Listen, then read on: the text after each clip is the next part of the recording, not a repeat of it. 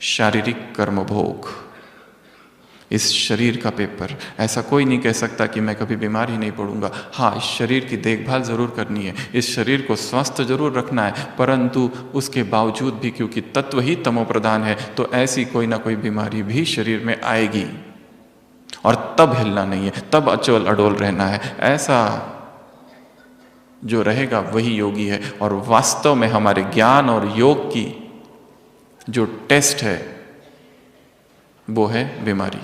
बीमारी होने के बाद कौन कितना अचल अडोल रहता है, यही दिखाता है कि कितनी गहराई से मुरली को सुना था, कितनी धारणाएं पक्की थी, कितनी तितिक्षा थी, सहन करने की शक्ति थी।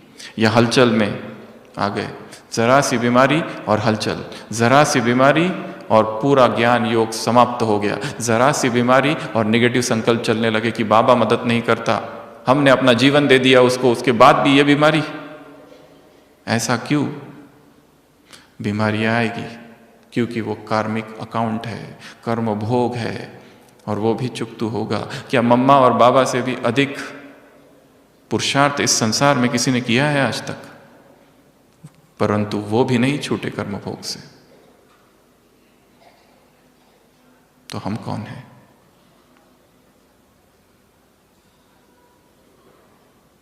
तो बीमारियां ये तीसरा पेपर है जो हर एक को आएगी, उसके लिए भी स्वयं को तैयार रखना है। और एक दूसरी बात, जिस तरह की हमारी जीवन शैली है, यदि वो ऐसी जीवन शैली है कि जिसमें हम बार बार बीमार पड़ रहे अपने ही कारण से, तो वो भी ज्ञानी तो योगी आत्मा की निशानी नहीं है। बार बार हमने एक बात बाबा की कही है, जो बच्चे अपनी ही गलती के कारण बार बार बीमार पड़ते हैं, बाप दादा उन्हें ज्ञानी योगी आत्मा नहीं कहते। ऐसा खान पान है, ऐसी दिनचर्या है कि जिसमें बीमारियां है। तो ये तीसरा पेपर भी आएगा। तो इसमें सबसे पहले तो स्वयं को स्वस्थ रखना है, क्योंकि शरीर जब स्वस्थ ही नहीं तो योग भी नहीं लगता है। दूसरा, इस देह को सकाश,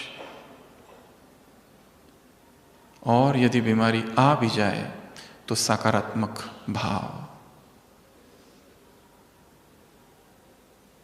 बाबा ने मुरली में कभी कहा है, 31 दिसंबर 1995, यदि कोई बीमारी आ जाए तो तुम क्या कहो? वाह व्याधि वाह।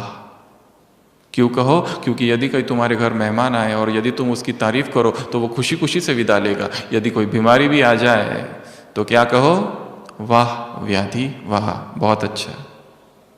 तो खुशी खुशी से वो विदा लेगी। दवाइयाँ भी लेनी पड़े तो ये नहीं कि मुझे इतनी दवाइयाँ क्यों लेनी पड़ती है। बाबा कहते हैं ड्राई फ्रूट समझो, उसमें भी सकाश भर दो, उसमें भी शक्ति भर दो, और फिर स्वीकार करो इस संकल्प के साथ कि ये दवाई मेरे शरीर में जा रही हो और सारे विकारों को नष्ट कर रही है, केवल देह के नहीं मन के भी।